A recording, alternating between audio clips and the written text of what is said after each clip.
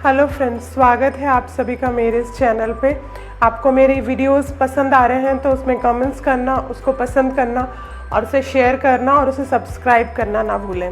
और आज के इस वीडियो में मैं आपको बताऊंगी थर्ड स्टेज, लेबर की थर्ड स्टेज का मैनेजमेंट, जो कि बहुत ही महत्वपूर्ण स्टेज है और इसका प्रैक्टिकल के अगर पॉइंट ऑफ व्यू से देखा जाए तो भी बहुत ज़्यादा इम्पोर्टेंस है। प्रैक्टिकल के में भी ये क्वेश्चंस में पूछा जाता है और उसके साथ साथ थ्योरेटिकल बेस्ड का भी ये क्वेश्चन है। एग्ज़ाम में अक्सर कर यूनिवर्सिटी ये क्वेश्चन पूछती है कि फर्स्ट स्टेज, सेकंड स्टेज या थर्ड स्टेज से ज़्यादा अगर आप कंपेयर करेंगे तो थर्ड स्टेज का महत्व जो मैनेजमेंट है वो बहुत ज़्यादा महत्वपूर्ण है। तो यही क्वेश्चन अधिक यूनिवर्सिटीज़ में पूछा जाता है। तो आइए आज के वीडियो में हम समझेंगे कि थर्ड स्टेज का मैनेजमेंट हमको किस तरह से करना है।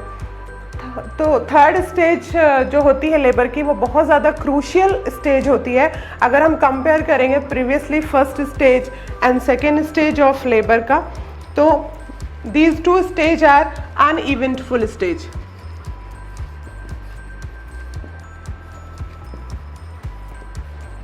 And the third stage of labour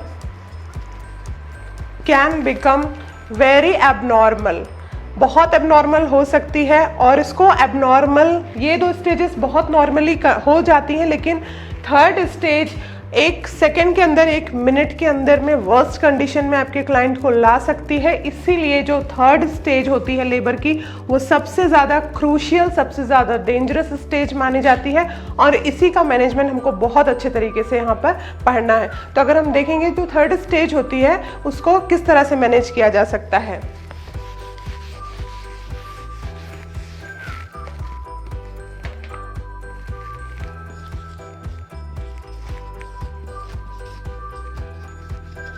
steps of management. तो थर्ड स्टेज को दो अलग अलग स्टेप्स से मैनेज किया जा सकता है। तो पहला जो स्टेप है वो रहेगा आपका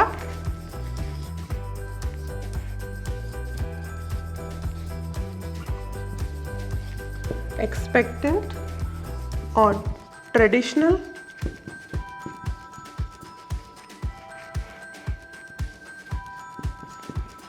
और दूसरा जो स्टेप होगा या दूसरा जो मेथड होगा वो होगा active management of third stage of labour. तो ये दो तरीके हैं जिनसे थर्ड स्टेज को अच्छी तरह से मैनेज किया जा सकता है। एक्सपेक्टेंट मैनेजमेंट को ट्रेडिशनल मैनेजमेंट भी कहा जा सकता है और active management of third stage of labour है। तो यहाँ पर हमको कुछ नहीं करना है, हमको सिर्फ यहाँ पे एक्सपेक्टेंटली अपने क्लाइंट को वॉच करना है कि प्लेसेंटा स्पॉन्टेनियसली सेपरेट हो और स्पॉन्टेनियसली यूट्राइन कैविटी से बाहर निकल जाए। तो इसके लिए आपको सिर्फ आपके क्लाइंट को वॉच करना है और वॉच करने के साथ साथ आपको उसके यूट्रस को देखना है, साइन ऑफ प्लेसेंटा सेपरेशन आपको चेक करना है।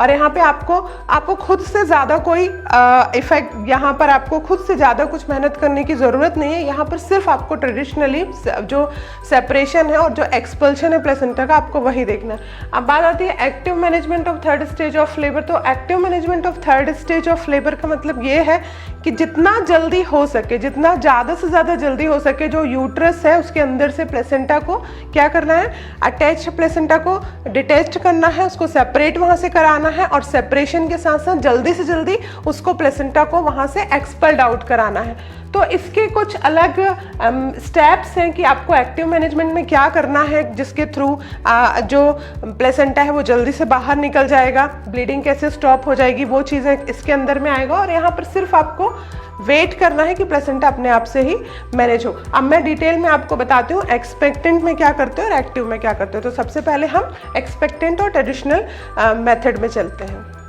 एक्सपेक्टेंट मैनेजमेंट, तो एक्सपेक्टेंट मैनेजमेंट ट्रेडिशनल मैनेजमेंट है। इसमें हम सबसे पहले देखेंगे डिलीवरी ऑफ द बेबी। जैसे ही बेबी डिलीवर्ड आउट होता है उसके बाद में उसका जो क्लैंप है, अम्बिलिकल जो कॉर्ड है, उस कॉर्ड को हम क्या करेंगे, सबसे पहले क्लैंप करेंगे, फिर उसको डिवाइड करेंगे, डिवाइड करने के बाद उसको लाइगेट कर देंगे। उसके बाद में थर्ड स्टेप में अगर हम देखेंगे in expectant management, wait and watch. हमको कुछ नहीं करना है, एक्सपेक्टेंट मैनेजमेंट है, ट्रेडिशनल मैनेजमेंट है, बस हमको वेट एंड वॉच करना, ध्यान रखना है कि हम अपने क्लाइंट को कभी भी अकेला ना छोड़े, हम उसको पूरी अच्छी तरह से उसको सुपरवाइज करना है, हमको उसको अपने सर्विलेंस में ही रखना है, उसको हमको अकेले नहीं छोड़ना है। वेट एंड वॉच के अंदर में ये जो रेड मैंने अलग कलर से लिखा हुआ है यहाँ पर, इस समय में क्या करना है, अगर ज़रूरत है तो ब्लैडर को, जो यूरिनरी ब्लैडर है उसको कैथेटराइज करना है, क्योंकि अगर ब्लैडर फुल रहेगा तो उसका जो प्रेशर रहेगा वो यूट्रस के ऊपर में पड़ेगा, और उसके बाद जो यूट्रस रहेगा due to the exerted pressure of full urinary bladder, ये क्या होगा, कॉन्ट्रैक्शन और रिट्रैक्शन इसमें नहीं हो पाएगा, और प्लेसेंटा को यूट्रस के अंदर से निकलने के लिए यूट्रस का कंटिन्यूसली कॉन्ट्रैक्ट और रिट्रैक्ट होना बहुत ज़रूरी है। तो हम देखेंगे यहाँ पर क्लाइंट का जो अगर ब्लैडर आपको लग रहा है कि वो फुल है तो उसको एम्प्टी करने के लिए आपको क्या करना पड़ेगा, ब्लैडर को कैथेटराइज करना पड़ेगा। फिर उसके बाद है दूसरा, गार्ड द फंडस। तो जो फंडल रीजन है आपको उसको टच करके देखना है, उसको आपको असिस्ट करना है, आपको क्या नोट हो रहा है, क्या कोई साइन उसका जो जिससे प्लेसेंटा सेपरेट हुआ है, अगर कोई साइन ऐसा लग रहा है आपको वो देखना है। कपिंग ऑफ यूट्रस का आपको ध्यान में रखना है, यूट्रस के शेप में क्या चेंजेस आ रहे हैं, यूट्रस हार्ड है या सॉफ्ट है, कैसा आपको फील हो रहा है, तो वो सारी चीज़ें आपको यहाँ पर देखने पड़ेंगी। Guard the fundus. उसके बाद में थर्ड है वेट फॉर स्पॉन्टेनियस सेपरेशन, और उसके बाद आपको ये वाले पॉइंट के अंदर वेट एंड वॉच के अंदर में यहाँ पर आपको वेट करना है किस चीज़ के लिए, कि जो प्लेसेंटा है वो अपने आप से ही क्या हो, सेपरेट हो, स्पॉन्टेनियसली वहाँ से अपने वॉल से सेपरेट हो। उसके बाद है अगर प्लेसेंटा सेपरेट हो गया है, यहाँ पर प्लेसेंटा सेपरेटेड, अब हमने प्लेसेंटा को सेपरेट होने के लिए भी क्या किया था, वेट किया था, अब प्लेसेंटा भी सेपरेट हो चुका है, अपने वॉल से निकल गया है, तो हमको फिर यहाँ पे वेट करना है, wait for spontaneous expulsion with the aid of gravity. Upper uterine segment से डिटैच हुआ है तो कहाँ आएगा, लोअर यूट्राइन सेगमेंट में आएगा। लोअर यूट्राइन सेगमेंट में आया है तो आपको फिर इन एक्सपेक्टेंट मैनेजमेंट आपको कुछ नहीं करना है, आपको क्या करना है, वेट करना है कि अपने आप से ही सेपरेटेड प्लेसेंटा क्या हो जाए, ग्रेविटी के कारण, जो ग्रेविटी एक फोर्स है जो ऊपर से नीचे आ रहा है, वो फोर्स के कारण से क्या निकल जाए, एक्सपल्ड आउट हो जाए, प्लेसेंटा वहाँ से स्पॉन्टेनियसली बाहर चला जाए। अगर ये फेल हो रहा है, अपने आप से जो सेपरेटेड प्लेसेंटा है वो बाहर नहीं निकल रहा है, फेल हो रहा है, तो अभी आपको क्या करना पड़ेगा, असिस्टेड एक्सपल्शन। अब यहाँ प्लेसेंटा को आपको एक्सपल्ड आउट करने के लिए अब यहाँ पर आपको क्या करना पड़ेगा, आपको हेल्प करना पड़ेगा। तो असिस्टेड एक्सपल्शन का जो तरीका है वो ये तरीका है, पहला जो तरीका है असिस्टेड एक्सपल्शन का है control cord traction, cord traction. दूसरा जो तरीका है वो है फंडल प्रेशर,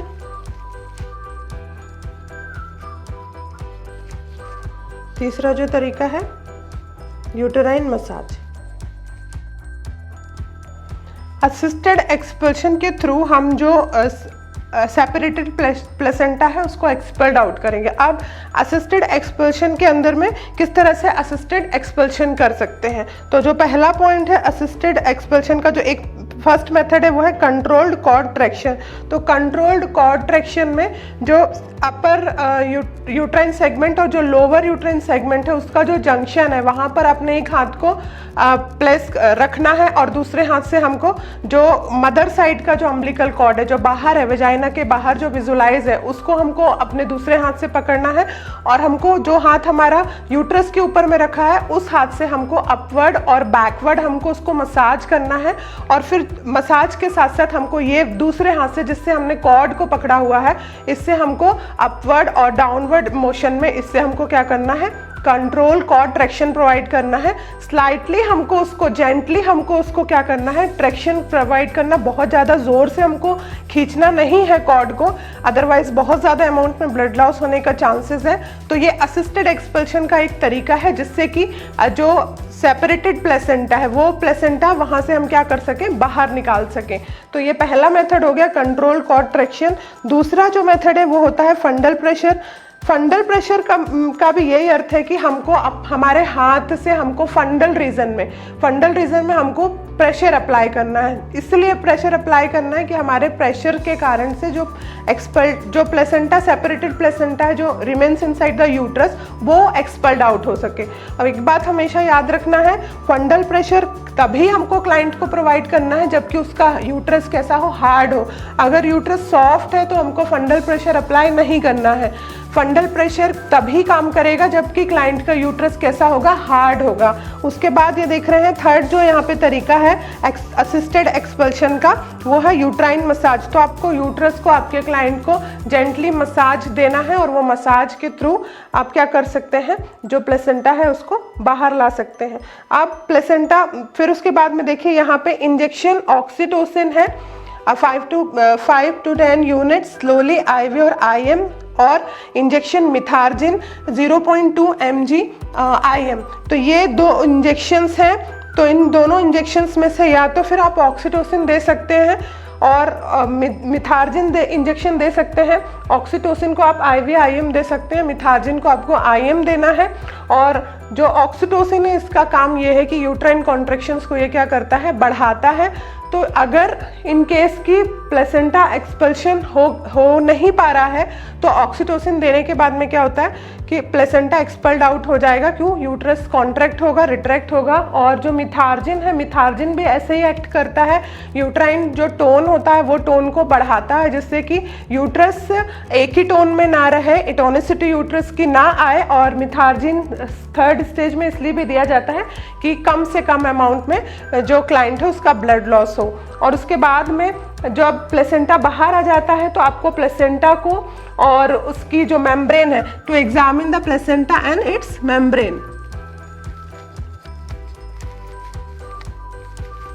आपको प्लेसेंटा को बोथ साइड से, मदर साइड से भी आपको चेक करना है, पूरी तरह से एग्जामिन करना है। उसको आपको एक ट्रे में रख लेना है।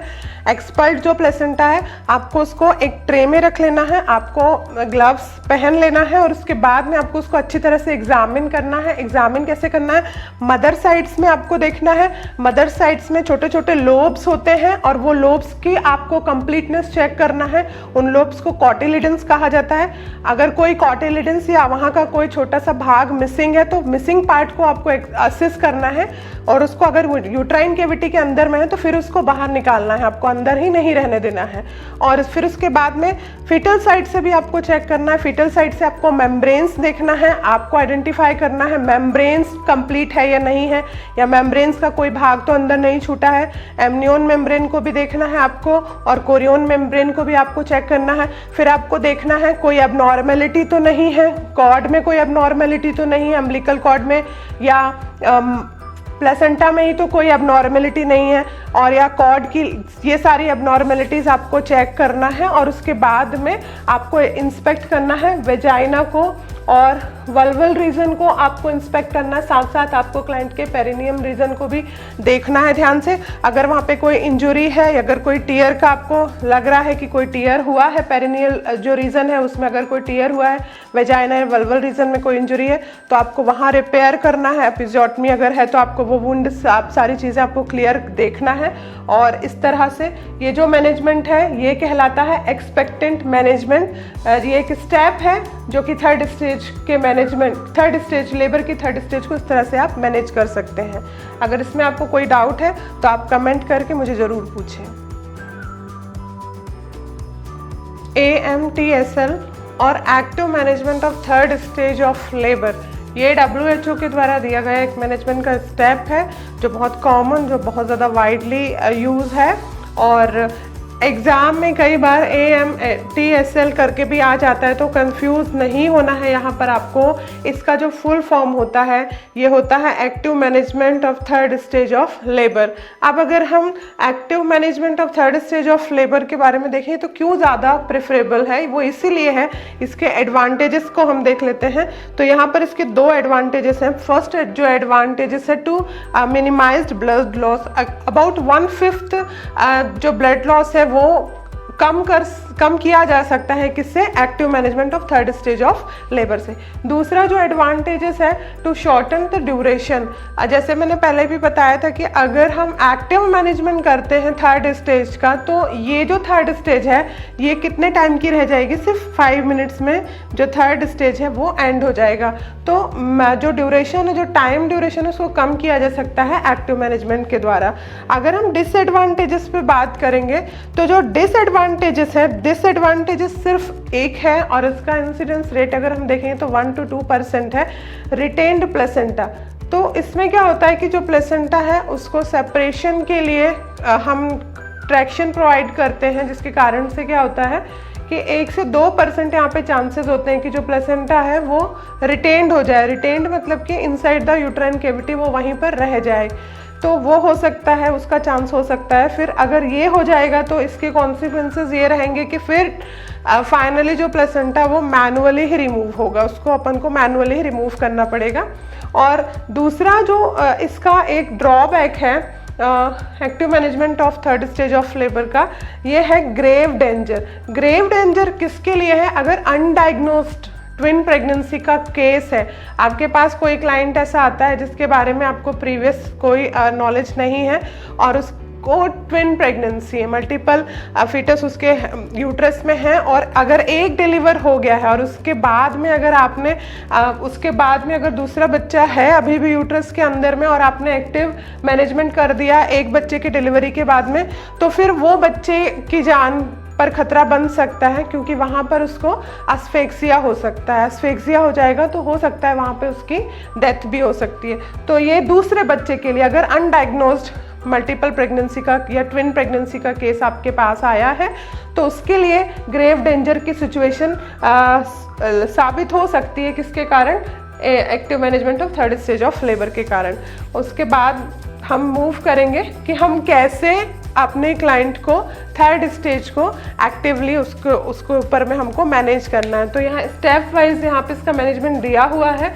तो हम देखेंगे active management of third stage of labour. तो सबसे फर्स्ट स्टेप ये है इंजेक्शन ऑक्सीटोसिन 10 यूनिट्स IM और injection methergine 0.2 mg IV to the mother within 1 minutes of delivery of the baby। तो to excite the powerful uterine contraction क्या हम provide करेंगे, oxytocin 10 units IM, या तो हम मिथार्जिन दे सकते हैं 0.2 mg IM दे सकते हैं जैसे ही बच्चा डिलीवर हुआ है उसके 1 मिनट के अंदर में, ताकि बहुत स्ट्रॉन्ग यूट्राइन कॉन्ट्रैक्शंस जनरेट हो। तो ये uterine contraction, strong powerful uterine contraction will help to separate the placenta as well as to expel out the separated placenta into the uterine cavity। उसके बाद में अगर हम देखें तो जब क्राउनिंग होता है, क्राउनिंग का मतलब ये होता है कि जब वेजाइना के थ्रू फीटल हेड दिखाई देने लगता है उस समय भी ऑक्सीटोसिक्स एजेंट्स प्रोवाइड किए जा सकते हैं मदर को, ताकि जो थर्ड स्टेज है उसके ड्यूरेशन को मिनिमाइज किया जा सके। या तो जैसे एंटीरियर शोल्डर डिलीवर हो रहा है तो एंटीरियर शोल्डर के डिलीवर के बाद में इंजेक्शन मिथार्जिन भी आप दे सकते हैं, ताकि जो थर्ड स्टेज जो है लेबर की उसका जो ड्यूरेशन है वो कम किया जा सके और उसमें ब्लड लॉस का जो अमाउंट है वो भी कम किया जा सके। उसके बाद में ऑक्सीटोसिन या मिथार्जिन एजेंट देने के बाद में दूसरा जो स्टेप है वो है clamp, divide and ligate the umbilical cord. उसके बाद है third step to deliver the placenta by control contraction soon after the delivery of the baby awaiting first uterine contraction. मतलब ये है कि जैसे ही डिलीवरी हो गई है, फीटस बाहर निकल गया है, बेबी डिलीवर्ड आउट हो गया है और जैसे यूट्राइन कॉन्ट्रैक्शंस आपको लग रहा है कि वहाँ पर है, प्रेजेंस है, उसी समय आपको क्या करना है, कंट्रोल कॉन्ट्रैक्शन देना है। प्रीवियसली मैंने आपको बताया कंट्रोल कॉन्ट्रैक्शंस किस तरह से दिया जाता है, उस तरह से आपको क्या करना है, प्लेसेंटा को कंट्रोल कॉन्ट्रैक्शन देने के द्वारा उसको आपको डिलीवर्ड करना है। अगर ये फेल हो जाता है, आपने एक बार तुरंत आपने डिलीवरी हुआ है उसके बाद कॉन्ट्रैक्शंस के प्रेजेंस में आपने कंट्रोल कॉन्ट्रैक्शन दिया, if it is fail, repeat after 2 to 3 minutes. 2 से 3 मिनट के बाद में आपको फिर से यही प्रोसीजर, कंट्रोल कॉन्ट्रैक्शन का प्रोसीजर आपको क्या करना है, रिपीट करना है। उसके बाद फिर से अगर ये फेल हो जाता है, एक बार आपने किया फेल हो गया, दूसरी बार आपने फिर से 2 to 3 मिनट्स के बाद में किया, फिर से अगर वो फेल हो रहा है, then wait for 10 minutes and repeat the procedure again. फिर आपको सेकेंड टाइम फेल होने के बाद आपको 10 मिनट्स वेट करना है और उसके बाद में आपको फिर से यही प्रोसीजर को वापस से रिपीट करना है। अगर if it is fail again, फिर से अगर प्लेसेंटा डिलीवर्ड आउट नहीं हुआ है, बाहर नहीं निकला है, तो उसके बाद में आपको क्या करना है, मैनुअली प्लेसेंटा को रिमूवल करना है। तो मैनुअली जो प्लेसेंटा वो कैसे रिमूव किया जाता है, एक जो हाथ रहता है वो फंडल रीजन में हम यूट्रस को गार्ड करते हैं उससे, दूसरा जो हाथ रहता है अंडर जनरल एनेस्थीसिया और अंडर द सेडेटिव इफेक्ट हम क्या करते हैं, स्टेराइल टेक्निक को फॉलो करके दूसरे हाथ को वेजाइना के थ्रू यूट्राइन कैविटी में इस तरह से इंसर्ट किया जाता है और उसके बाद मैनुअली ही हम अपने हाथ से जो प्लेसेंटा है उसको यूट्राइन वॉल से डिटैच करते हैं, सेपरेट करते हैं और सेपरेटेड प्लेसेंटा को मैनुअली ही फिर उसके बाद में बाहर निकाला जाता है। तो ये कहलाता है manually removal of the placenta. और मैनुअली रिमूवल जब प्लेसेंटा बाहर निकल जाता है तो जिस तरह से एक्सपेक्टेंट मैनेजमेंट में हमने किया था कि प्लेसेंटा रिमूव हो रहा है, किसी भी तरह से रिमूव हो रहा है, ट्रेडिशनल मेथड से रिमूव हो रहा है या एक्टिव स्टेज एक्टिवली आप मैनेज करके उसको रिमूव कर रहे हैं या मैनुअली आपने रिमूव किया है, तो आपको हर तरह से एक्सपेल्ड आउट प्लेसेंटा को आपको उसकी कंप्लीटनेस के लिए चेक जरूर करना है। अगर आप यहाँ चेक नहीं करेंगे तो हो सकता है कि आपका क्लाइंट फर्दर कॉम्प्लिकेशन उसको फेस करना पड़ सकता है। तो हमको जैसे ही प्लेसेंटा आउट हो रहा है हमको उसको उसकी कंप्लीटनेस के लिए चेक करना है। उसके बाद में हमको वल्वल रीजन को, वेजाइना को और पेरिनियम को चेक करना है। एक्टिव मैनेजमेंट में भी जिस तरह एक्सपेक्टेंट में मैनेज किया था उसी तरह आपको एक्टिवली भी यहाँ पर एक्टिव मैनेजमेंट जब आप कर रहे हैं थर्ड स्टेज का, तभी आपको यहाँ पर उसको कंप्लीटनेस के लिए और किसी तरह की कोई इंजरी तो नहीं है वेजाइना में, पेरिनियम में या वल्वल रीजन में, आपको वो सारी चीज़ें भी यहाँ पे चेक करना है। तो ये था बहुत ही important active management of third stage of labour और expectant manage of third stage of labour. अगर आपको मेरे वीडियोस में कोई भी डाउट है, जो अभी मैंने पढ़ाया उसमें अगर आपको कोई डाउट है तो आप कमेंट बॉक्स में जाके कमेंट कर सकते हैं। और इसके अलावा नर्सिंग से रिलेटेड कोई भी टॉपिक, कोई भी सब्जेक्ट्स, एमएससी से रिलेटेड, जीएनएम से रिलेटेड और पोस्ट बेसिक बीएससी या बेसिक बीएससी नर्सिंग से रिलेटेड, नर्सिंग के कोई भी सब्जेक्ट में आपको कोई भी डाउट हो तो आप मेरे कमेंट सेक्शन में जाके पूछ सकते हैं। और अगर आपको कोई टॉपिक ऐसा चाहिए जिसके बारे में आपको जानकारी चाहिए और आप चाहते हैं कि मैं इसी तरह आपको वो टॉपिक डील करूं, तो आप ज़रूर मेरे कमेंट सेक्शन में जाके मुझसे पूछ सकते हैं और मैं पूरी कोशिश करूंगी डेफिनेटली आपकी प्रॉब्लम को सॉल्व करने में आपकी हेल्प कर सकूं। Thank you. हेलो फ्रेंड्स, आप सभी को धन्यवाद देना चाहती हूँ कि मेरे जो वीडियोस हैं आप उनको देख रहे हैं, आप उन पे लाइक्स दे रहे हैं, कमेंट्स कर रहे हैं, आप शेयर कर रहे हैं और आगे भी मैं आपसे आशा करती हूँ कि आप आगे भी मुझे इसी तरह से मोटिवेट करेंगे, एनकरेज करेंगे।